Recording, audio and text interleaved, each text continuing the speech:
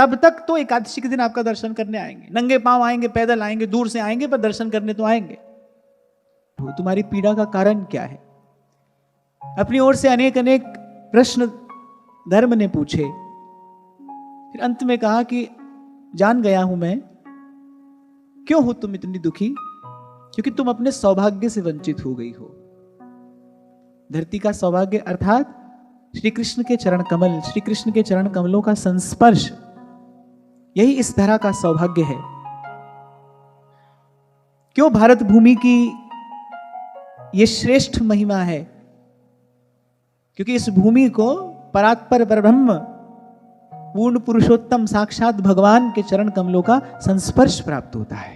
ये धरती भगवान के चरण कमलों से संस्पर्शित है।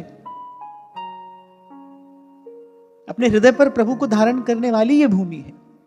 इसलिए संत महात्मा नमन करते हैं इस भूमि को, यहां की रज को वंदना करते हैं पवित्र भारत भूमि की।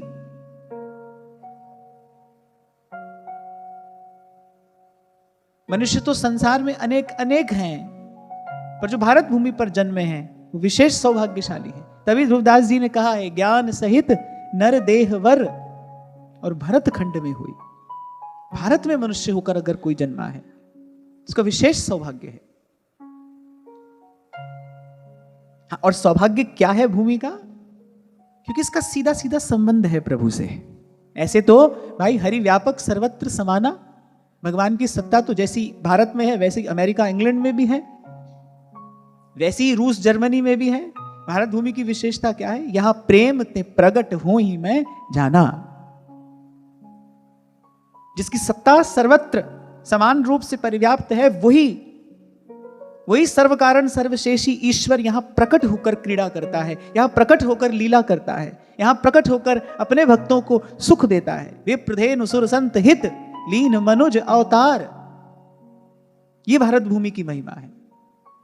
तो जब धर्म ने पहले अनेक अनेक बातें कही और फिर कहा कि हे माता, अब मैं जान गया हूं, तुम भगवान से वंचित हो गई हो, इसीलिए इतनी दुखी हो, इसीलिए इतनी पीड़ित हो। तो धरती ने कहा कि जो तुमने पूछा उसका उत्तर तो तुमने स्वयं ही दे दिया है। निश्चित ही मेरे दुख का, मेरी पीड़ा का यही कारण है। मैं अपने सौभाग्य से वंचित हो गई हूं। जिनके चरणों को अपने हृदय प्रदेश पर धारण करके मैं गौरवान्वित होती थी, जिनके कारण मेरी महिमा तीनों लोकों में सबसे अधिक बढ़ चढ़कर हो रही थी, उन्हीं भगवान के चरणों से मैं वंचित हो गई।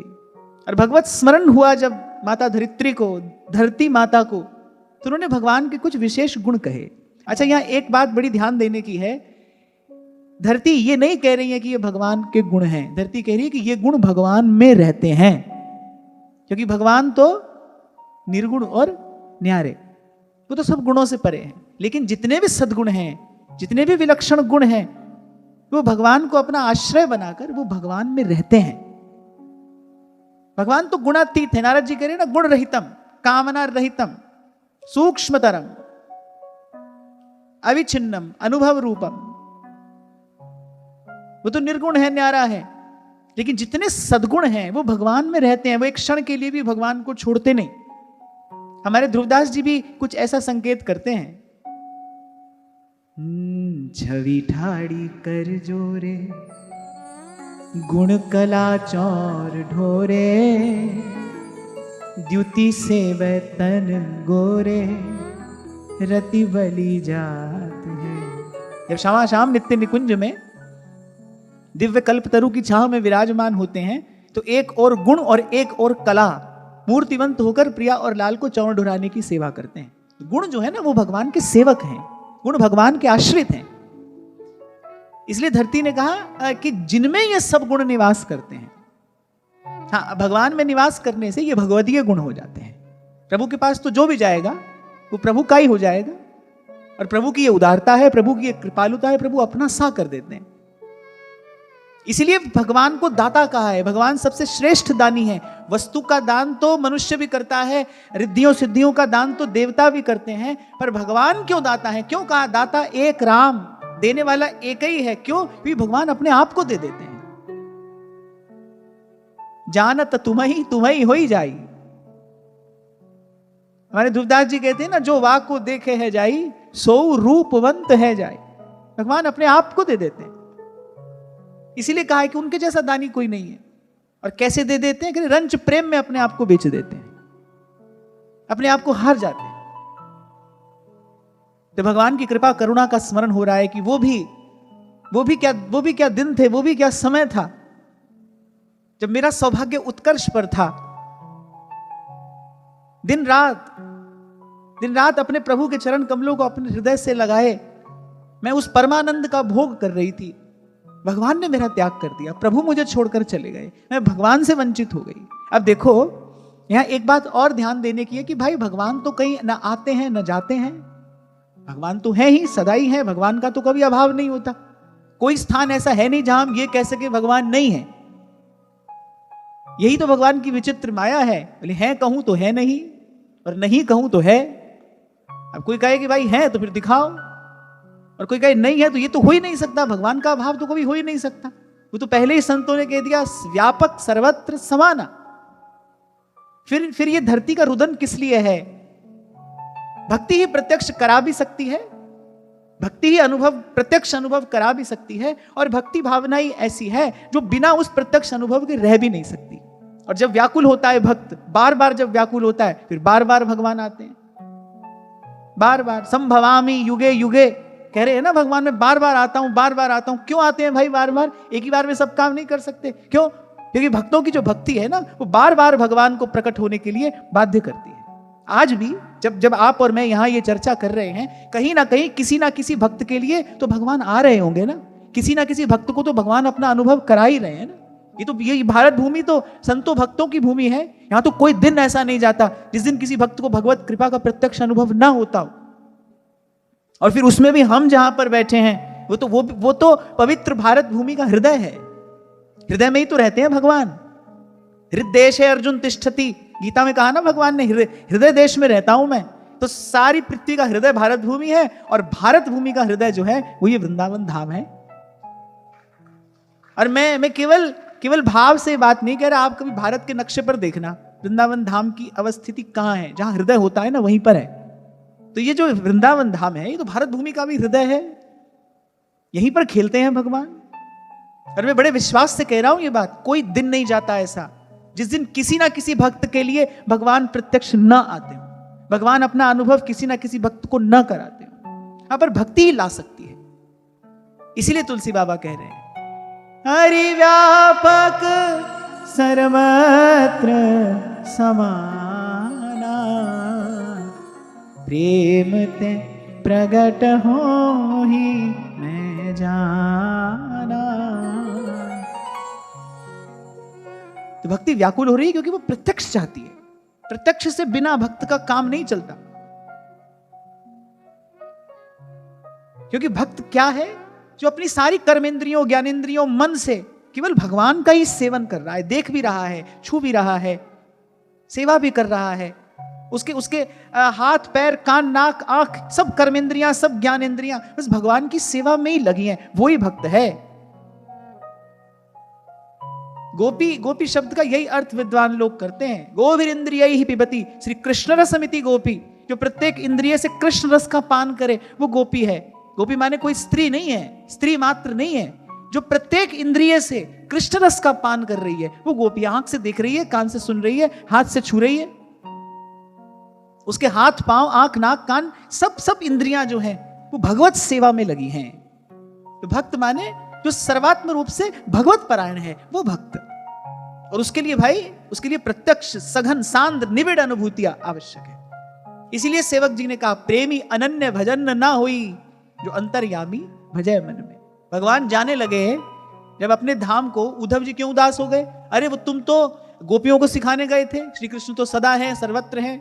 अब जब श्री कृष्ण जा रहे हैं तुम काहे उदास हो रहे हो? पूछो भाई, भगवान का रूप ऐसा ही है, भगवान के गुण ऐसे ही हैं, भगवान का नाम ऐसा ही है, श्री कृष्ण का माधुर्य ऐसा है कि एक बार जिसने चखा उस अमृत बिंदु को, उसके बिना फिर उसका रह पाना संभव नहीं है।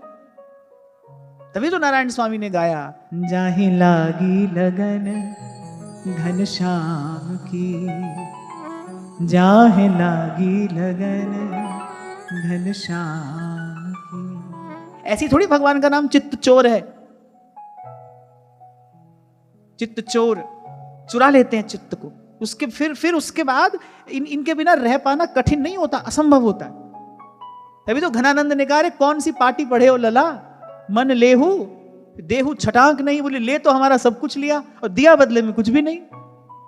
बोले कौन सी पाठशाला में ये व्यापार की रीत सीख कर आया है तू, कौन सी पार्टी पढ़े हो लला, मन लेहू पे देहू छटांक नहीं। हाँ, पर मैं कहूंगा कोई बड़भागी होता है, अनेक जन्मार्जितम पुण्यम कृष्ण भक्ति प्रजायते, कोई बड़भागी होता है जिसके जन्म जन्म के पुण्य पूर्ण हो जाते हैं, उसका चित्त चुराते हैं भगवान, उसका चित्त वित्त हरते हैं भगवान। पर भगवान के गुण ऐसे हैं, भगवान का रूप ऐसा है, प्रभु के नाम का माधुर्य ऐसा है, प्रभु की लीला की माधुरी ऐसी है, एक बार कोई चख ले। इसीलिए एक स्थान पर नारायण स्वामी कहते हैं कि भाई कि ये निर्गुण निराकार ज्योति सकल व्याप रही। हम बोले ये सब बातें अच्छी हैं, ठीक हैं, पर कब तक इन सब का विचार कब तक करना चाहिए, कब तक इन सारी बातों पे ध्यान देना चाहिए। जो लो तो है नंद को कुमार नहीं दृष्टि पर्यो, तो लो तू भले बैठ ब्रह्म को विचार। बोले तब तक तो ये सब बात करो, अच्छी बात है, पर एक बार श्री कृष्ण मिल गए, एक बार इनका दर्शन हो गया, एक बार श्री कृष्ण का नाम मिल गया, श्री कृष्ण की कथा मिल गई, एक बार इनकी छवि छटा का दर्शन हो गया, बोले फिर कहीं और नहीं जा सकता है मन। व्यास जी एक श्लोक एक दोहा कहते हैं, मुझे ठीक से इस समय याद नहीं आ रहा, कह रहे कि कह रहे जैसे दलदल में दुबली गैया धस जाए, हाँ कह रहे मोमन अटक्यो शाम सो, मोमन अटक्यो शाम सो फस्यो रूप में जाए, कह रहे चहल बरे निकसे नहीं मनो दूबरी गाय। फिर प्रयास तो करता है, किया, फिर निकल नहीं पाया इससे। इस दलदल में धस जाती है ना दुबली गैया, और दलदल कैसा होता है, जितना कोई उससे निकलने का प्रयास करेगा उतना उसमें धसता चला जाएगा। ऐसे अरे वो मन अटक्यो शाम से धसो रूप में जाए, श्री कृष्ण के उस रूप पंख में, उस दलदल में धस गया है मेरा मन जाकर। खैर ये तो रसिक हृदय संवेद्य बात है, नहीं तो भाई हाँ है भगवान है, आधे से ज्यादा तो इसी में ही संतुष्ट है भाई होगा, हमको क्या लेना देना है, हमारे को तो बढ़िया खाना पीना मिल रहा है, मौज मस्ती हो रही है, बंगला गाड़ी सब कुछ है, हमको क्या लेना है, कहीं होगा भगवान। जो कुछ बेचारे ढूंढने निकलते हैं वो थोड़ी सी अनुभूति पाते हैं, बैठ जाते हैं, थोड़ा सा कहीं प्रकाश अनुभव हुआ और बैठ गए। ये तो भक्त है जिसको आंख के सामने चाहिए, जो हाथ से छुएगा, जो हाथ से सेवा करेगा, जो कान से प्रभु के बोल सुनेगा, जिसकी सब इंद्रियां लग जाएंगी, रम जाएंगी रूप में, रस में। और ऐसी भावना और ऐसी सामर्थ्य, ऐसी भावना भी, ऐसी योग्यता भी और ऐसी सामर्थ्य भी केवल भगवान की भक्ति ही प्रदान कर सकती है। इसीलिए नारद जी ने कहा त्रिसत्येव भक्तिरेव गरीयसी, भक्तिरेव गरीयसी। तो कुछ ऐसे विलक्षण गुण धरती ने कह सुनाए। और कल विराम के क्षणों में मैंने आपसे यही कहा था, भाई यहां इन गुणों को कहने का कोई कारण है, क्योंकि महाप्रभु जी ने कहा है ताते भैया मेरी सो कृष्ण गुण संजो। अब इन गुणों को ध्यान से सुनना। बड़ा सुंदर प्रसंग है, आपको मुझे धरती माता की कृपा से भगवान के गुणों का कीर्तन करने का यह अवसर मिल रहा है, और देखना, विचार करना कि इनमें से कौन कौन सा गुण आप अपने जीवन में ला सकते हो, किन किन गुणों का संचय आप अपने जीवन में कर सकते हो। कुछ दिन पहले हम चर्चा कर रहे थे ना कि संत कहते हैं सकल पदार्थ द्वार ठाड़े, ये सब रिद्धियां सिद्धियां सब संपत्तियां विभूतियां मेरे द्वार पर खड़ी है। क्यों? सकल पदार्थ द्वार ठाड़े, श्री गिरधर पक्ष किए, क्योंकि गिरधर मैंने अपने पक्ष में कर लिए हैं। और गिरधर पक्ष में कैसे किए जाते हैं? सबसे पहली आवश्यकता यतो सत्यम, जहां सत्य है। और भगवान के भी गुण जब गा रही है माता पृथ्वी, कह रही सबसे पहली बात सत्य है। कभी पहले भी मैंने आपसे कहा था कि असत्य के धरातल पर खड़े होकर, जैसे मैले कुचैले आसन पर बैठकर देवता की पूजा नहीं की जा सकती। हमारे यहां तो सबसे पहले आसन की ही पवित्रता आवश्यक है, सबसे पहले आसन पवित्र हो। जब आप जप करने बैठते हो, पूजा करने बैठते हो, जब पूजा का एक आसन होता है ना, मैले कुचैले स्थान पर बैठकर देवाराधन नहीं होता, ऐसे असत्य के धरातल पर खड़े होकर सत्य स्वरूप प्रभु की आराधना नहीं होती, हो नहीं सकती। छोटी छोटी बातों पर झूठ बोल रहे हैं। हमारे व्यवहार में इतना असत्य भर गया है कि अब तो ऐसी स्थिति हो गई है कि असत्य असत्य लगता ही नहीं। आज तो भाई मनुष्य का स्वभाव ये हो गया है, वो असत्य को चतुराई समझता है। वो कहता है देखो झूठ बोला पता भी नहीं चला, देखो ऐसा सफाई से झूठ बोला सामने वाले को पता भी नहीं चला और हमारा काम बन गया। देखो व्यक्ति असत्य को अपनी चतुराई समझता है। ये चतुराई नहीं, कुटिलाई है। व्यवहार में असत्य है, छोटी छोटी बातों पर असत्य भाषण है, छोटी छोटी बातों पर झूठ बोलते हैं, बिना कारण झूठ बोलते हैं। हाथ में माला है, पता नहीं किसका जप कर रहे हो, किसका नाम ले रहे हो, किसकी सेवा कर रहे हो। इसलिए मैंने कहा कि ये इन गुणों का श्रवण करना और देखना हम अपने जीवन में क्या ला सकते हैं, क्या क्या लाया जा सकता है। लेकिन सबसे पहली और सबसे महत्वपूर्ण बात यही है सत्य। भगवान के गुणों के कीर्तन में सबसे पहला स्थान सत्य का है। भगवान वेदव्यास इस दिव्य ग्रंथ का आरंभ करते हैं कैसे? सत्यम परम धीमहि। भाई मैं सत्य का गुण गाऊंगा, मैं सत्य का कीर्तन करूंगा, मैं सत्य स्वरूप की चर्चा करने के लिए इस ग्रंथ की रचना कर रहा हूं। इसका उद्देश्य सत्य है, सत्य। तो कहा सत्यम, फिर कहा शौचम। शौचम माने तन मन की पवित्रता। झूठ बोलने से वाणी अपवित्र होती है, किसी का अहित चिंतन करने से मन अपवित्र होता है। जब शौच कहा जाए तो शौच का अर्थ केवल शरीर की पवित्रता नहीं है, मन वचन कर्म की पवित्रता। शौचम अर्थात पवित्रता, मन वचन कर्म की पवित्रता। मन से किसी का अहित चिंतन न किया जाए, वाणी से किसी को कटु शब्द न कहा जाए, असत्य भाषण न किया जाए। दो बात तो अवश्य होनी चाहिए, एक तो असत्य भाषण न हो। असत्य भाषण होगा तो आपकी वाणी का तेज चला जाएगा, आप बोलते रहना, आपकी कोई सुनेगा ही नहीं, आपका अपना ही मन आपकी बात नहीं सुनेगा। मैंने देखा है, कुछ लोगों को देखा है, वो अपनी बुरी आदतों से परेशान होते हैं, वो चाहते हैं कि हमारी आदत छूट जाए, वो चाहते हैं हमारी आदत छूट जाए। हो सकता है एकांत में बैठकर अपने मन को समझाते भी हो, पर मन सुनता नहीं, क्योंकि ओज नहीं है, तेज नहीं है। एक व्यक्ति कहता है, उसकी बात सारा संसार सुनता है, सुनता भी नहीं है, मानता भी है। और एक व्यक्ति है, उसके घर के ही लोग, उसके बंधु बांधव, अरे उसके अपने बच्चे उसकी बात नहीं सुन रहे हैं। क्यों? ऐसा क्यों है? क्योंकि वाणी में तेज नहीं है। असत्य भाषण से वाणी का तेज चला जाता है, मिथ्या भाषण से वाणी का तेज चला जाता है, कटु भाषण से वाणी का तेज चला जाता है।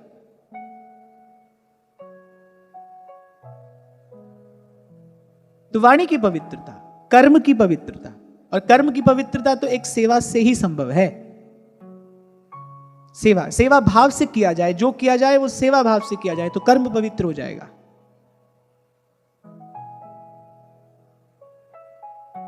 और किसी का अहित चिंतन न किया जाए, सर्व के प्रति सद्भाव रखने से मन पवित्र होता है। जो कभी आपको मैंने कहा था ना कि 2 मिनट 5 मिनट सबके हित के लिए नाम जप करना, कीर्तन करना, किस लिए? हमारे मन में पवित्रता है, इस भाव से मन पवित्र होता है। मन में पवित्रता का आधान करने वाला यह भाव है, सर्व के प्रति सद्भाव, सब सोहित निष्काम मति। मन को पवित्र करने के लिए है, ये मन के शौच के लिए है। सत्यम शौचम दया शांति।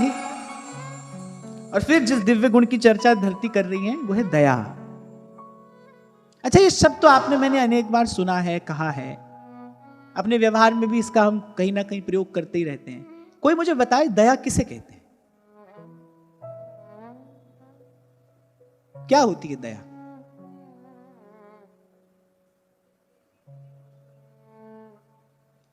जोर से बोलो।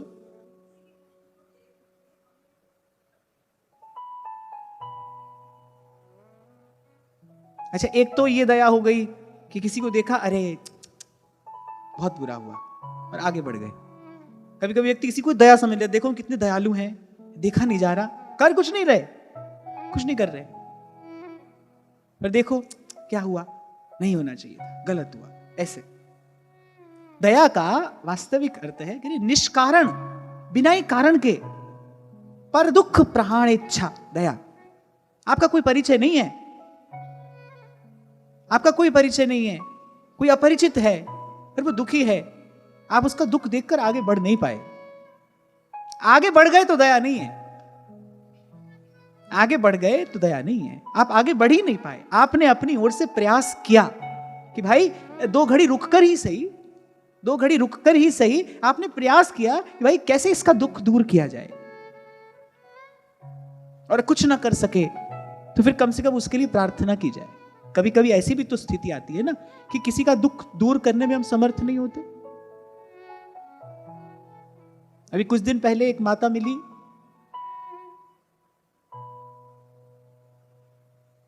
एकाएक पुत्र की मृत्यु जैसी दुखद घटना जीवन में घट गई। अब ऐसी माता को किस प्रकार सांत्वना दी जा सकती है? शब्द से उसको आधार नहीं दिया जा सकता। उसका जो दुख है ना, उसको किसी प्रकार से दूर नहीं किया जा सकता।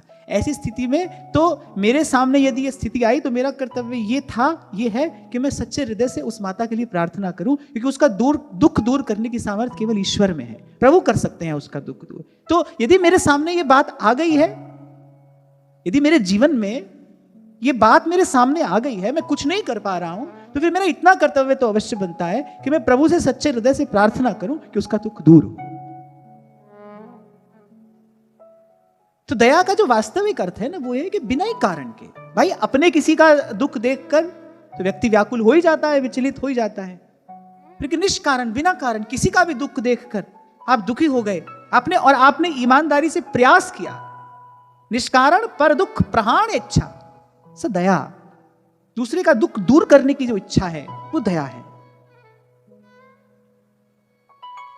और कबीर तो कहते हैं कि धर्म का पालन बाद में, पहले दया राख, धर्म को पाले और घर में रहे उदासी।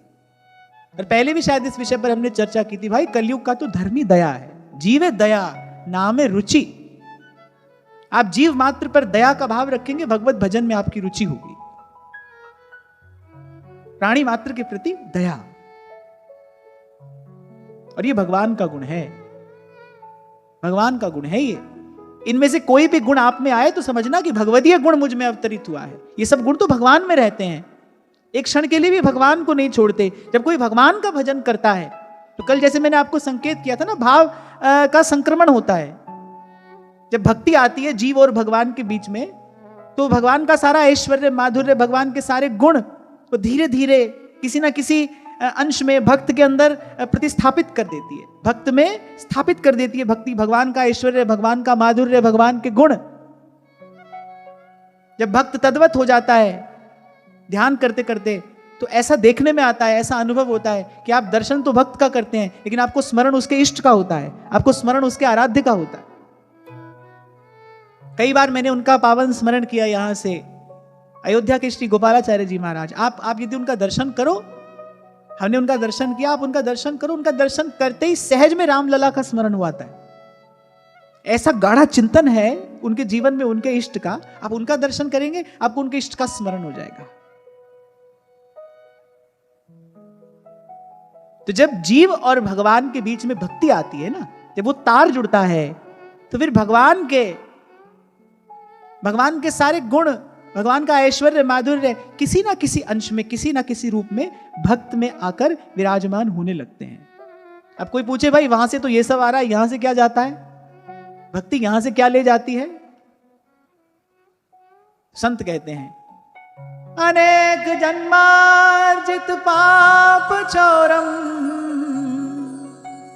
चौराग्रगण्यम पुरुषम नमामि ब्रजे वसंतम नवनीत चौरम।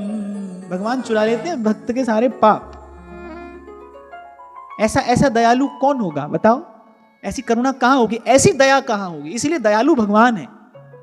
जीव में दया का कोई ना कोई अंश होता है किसी किसी जीव में, अन्यथा दया सिंधु तो भगवान ही है, और जीव में आएगा भी तो दया का एक बिंदु आएगा। भगवान तो दया के सिंधु हैं। क्या करते हैं, करें अनेक जन्मार्जित पाप चौरम। एक संत विनोद में कहा करते थे, बोले इतनो कालो कैसे है गयो? बोले कन्हैया इतो कारो कैसे है गयो? तो दूसरे महात्मा साथ में बैठे थे, बोले अरे कै जन्म हो गए भक्तन के पाप चुराते चुराते। या ते कछु कारो सु पड़ गयो।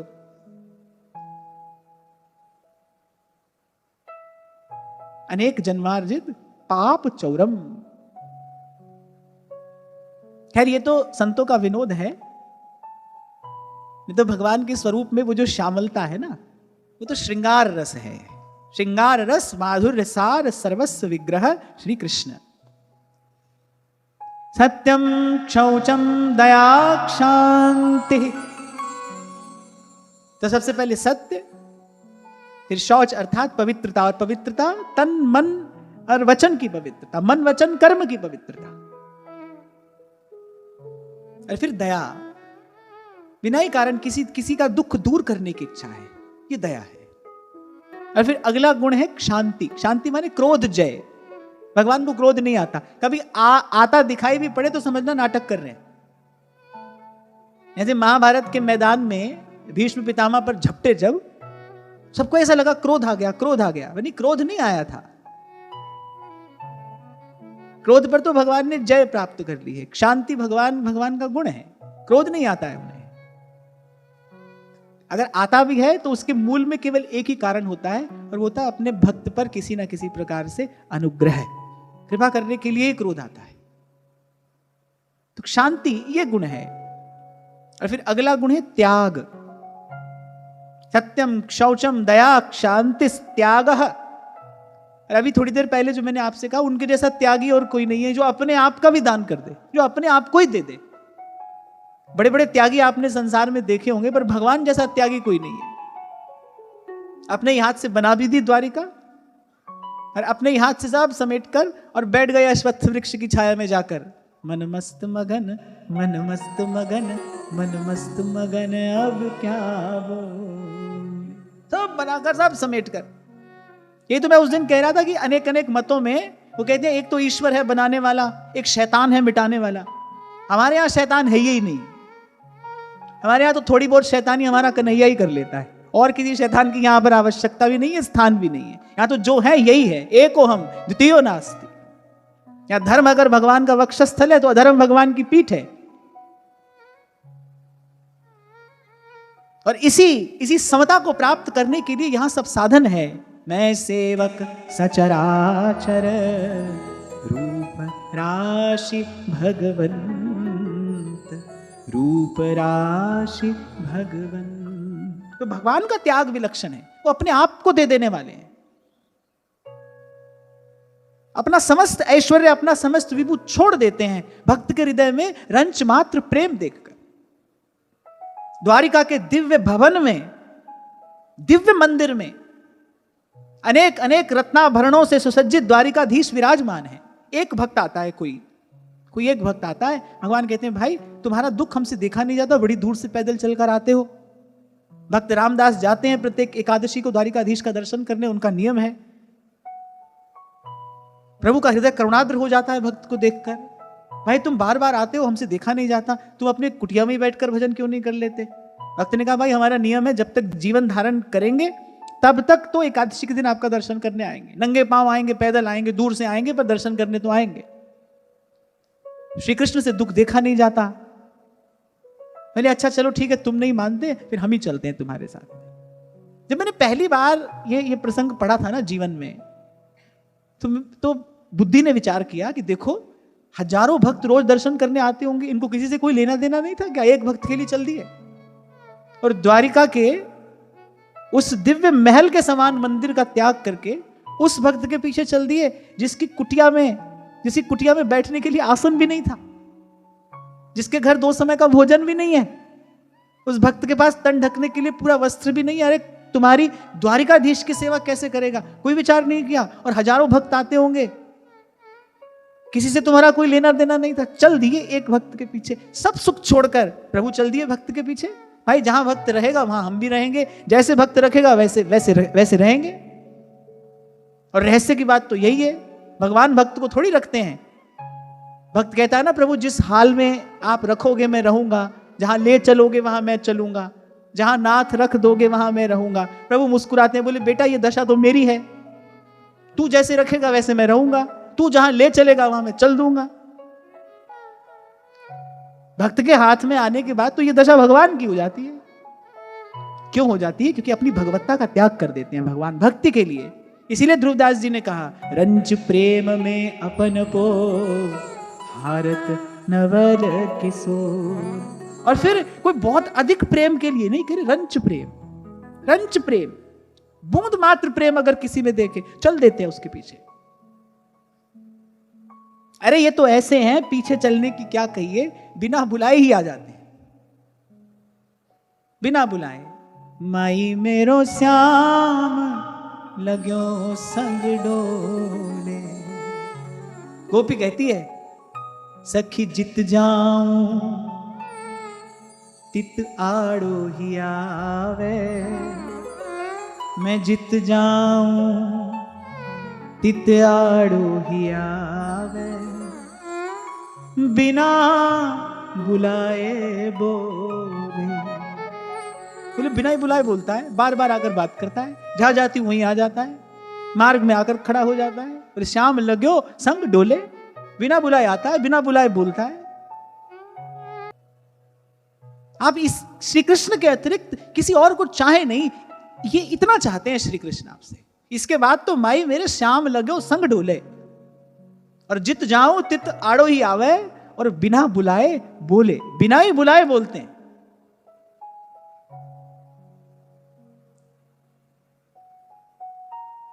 इसीलिए माता धरित्री ने इस गुण का कीर्तन किया, त्याग। इनके जैसा त्याग कहां देखने को मिलेगा। अपने आप का ही दान कर दिया, भक्त के सुख के लिए अपना सर्वस्व, अपनी प्रभुता छोड़ देते हैं प्रभु, अपना सब विभु सब ऐश्वर्य त्याग कर चल दिए द्वारिकाधीश, एक भक्त के लिए, एक भक्त के भाव के पीछे। तो भाई ऐसा त्यागी आपको कहीं देखने को नहीं मिलेगा। और इन गुणों का जो कीर्तन किया जा रहा है, और जहां आरंभ में मैंने कहा कि देखें हम अपने जीवन में कौन सा गुण ला सकते हैं, और हम अपने जीवन में कितने अंश में ये गुण ला सकते हैं, कितने अंश में। क्योंकि जीव तो भाई अल्प है ना, उसकी सामर्थ्य बहुत थोड़ी है। पर इन सब गुणों में से कितने गुण, कितने अंश में हम अपने जीवन में ला सकते हैं। पर ला अवश्य सकते हैं। अगर ऐसा संभव नहीं होता तो फिर आचार्य ये नहीं कहते कि ताते भैया मेरी 100 कृष्ण गुण संचु। अगर ऐसा ना हो सकता तो फिर महाप्रभु ये बात कहते नहीं। तो थोड़ा थोड़ा दोहराते भी चलना। सबसे पहला गुण सत्य, दूसरा शौच अर्थात पवित्रता, मन वचन कर्म की पवित्रता, तीसरा दया, सत्य शौच दया, चौथा शांति नहीं क्षांति, क्ष क्षत्रिय वाला क्ष होता है ना, क्षांति, शांति अर्थात क्रोध जय, अपने क्रोध को जीतना, यह क्षांति है। सारी दुनिया को जीत लेता है व्यक्ति, अपना क्रोध नहीं जीता जाता। भगवान ने अपना क्रोध जीता है, भगवान को कोई क्रोध दिला ही नहीं सकता। संत कह रहे कहा विष्णु को घट गए हो जो भृगु मारी लात। भृगु ऋषि आकर वक्षस्थल पर पाद प्रहार करते हैं, भगवान वैसे ही शांत। अरे उनका कीर्तन किया ही ऐसे जाता है, शांताकारं भुजगशयनं पद्मनाभं सुरेशम। शांताकारं, उनको कोई क्रोध नहीं दिला सकता। हाँ, ऐसे भक्त का मनोरथ पूरा करने के लिए, भक्त की इच्छा हो जाए एक बार आपको गुस्से में देखना है, एक बार आपको क्रोध में देखना है, तो भले क्रोध कर ले, पर ये भगवान का गुण है शांति, क्रोध जय। जीत लिया क्रोध को। एक बात और यहां पर कह दूं, क्रोध को कौन जीत सकता है? जिसने काम को जीता होगा वही क्रोध को जीत सकता है। ये दोनों संग संग रहते हैं। जो काम को जीतेगा वही क्रोध को जीत सकता है। श्री कृष्ण का गुण है शांति, क्रोध जय। अब जब भृगु गए थे परीक्षा लेने तो ब्रह्मा जी के पास भी गए। ब्रह्मा जी ने तो डांट दिया, तुम्हारी बुद्धि खराब हो गई है। अब शंकर जी के पास गए, शंकर जी के पास तो 2 घड़ी खड़े रहते तो कार्य ही पूरा हो जाता। महादेव ने कहा हम यहां अपरस में भजन कर रहे हैं और यहां हमारे साथ नाटक करने आया है, डांट कर भगा दिया। तभी तो भृगु ऋषि ने कहा कि आप बड़े हैं। कौन बड़ा है? जिसने काम को जीता है, जिसने क्रोध जीत लिया है वो बड़ा है। आप बड़े हैं। नारायण से जाकर कहा कि सदा सर्वकाल आपका यश हो, आप बड़े हैं। काम को जीतने वाले केवल श्री कृष्ण हैं। अच्युतम केशवम राम नारायणम कृष्ण दामोदरम। कृष्ण है अच्युत। इसलिए मैंने कहा क्रोध को कौन जीतेगा? जिसने पहले काम जीत लिया। कामी तो क्रोधी होगा ही होगा, अवश्य होगा। उसकी कामना की पूर्ति नहीं होगी तो क्रोध आएगा। गीता में भगवान ने कहा ना, क्रोध कहां से आता है? कामना की पूर्ति ना होने से क्रोध आता है। जैसा आपने चाहा था वैसा नहीं हुआ, क्रोध आ गया। जैसा आप चाहते थे वैसा नहीं हुआ, क्रोध आ गया। किसी से आपकी कामना पूर्ति नहीं हुई, कल तक बड़ा प्रिय लग रहा था, आज आपको लगा भाई हमारे सुख का साधन तो बना नहीं, आज वही आपके रोष का, वही आपके क्रोध का पात्र बन गया। तो जब कहा ना कि भगवान का ही गुण है शांति, क्रोध जय, समझ लेना चाहिए कि अर्थात काम जयी भी भगवान है, तभी क्रोध जयी हैं। फिर त्याग, सत्य, शौच, दया, शांति और त्याग। सत्यम शौचम दया क्षांतिस्त्यागः संतोष आर्जवम। फिर संतोष। संतोष का अर्थ क्या है? किसे कहते हैं संतोष? क्योंकि क्या होता है ना, हम व्यवहार में इन शब्दों का बहुत प्रयोग करते हैं, लेकिन जो शब्द का वास्तविक अर्थ है, जो उसका शास्त्रीय अर्थ है, वो जानना चाहिए। संतोष माने, संतोष का अर्थ है तृष्णा का त्याग। तृष्णा के त्याग को संतोष कहते हैं। भाई जो आज हमारे पास है बहुत है, इतना ही मात्र पर्याप्त नहीं है। ये तो कह रहे हैं आज हमारे पास में है, चलो ठीक है बहुत है, लेकिन मन में कहीं ये इच्छा है कि कभी और मिलेगा। यदि ऐसा है कि भाई चलो आज जो है वो ठीक है, लेकिन मन ये इच्छा कर रहा है कभी कुछ और मिलेगा, तो माने संतोष नहीं है। संतोष माने जब तृष्णा का त्याग हो जाए, कम हो अधिक हो, पर कुछ और पाने की इच्छा नहीं है। चाह गई चिंता मिटी मनुआ बेपरवाह। इसीलिए कबीर कहते हैं जब आवे संतोष धन सब धन धूर समान। जब आवे संतोष धन, जब तृष्णा न रहे। और हमारे व्यास जी तो कहते हैं भाई ये जो तृष्णा है ना, इससे पीछा कैसे छूटता है? कह रहे कृष्ण शरण गए तृष्णा जई है। व्यास जी कहते हैं अपनी वाणी में, कह रहे भाई हमने बहुत साधन करके देखे पर मन की तृष्णा नहीं मिटी। तृष्णा को नहीं अंत। नागरीदास जी कह रहे हैं ना,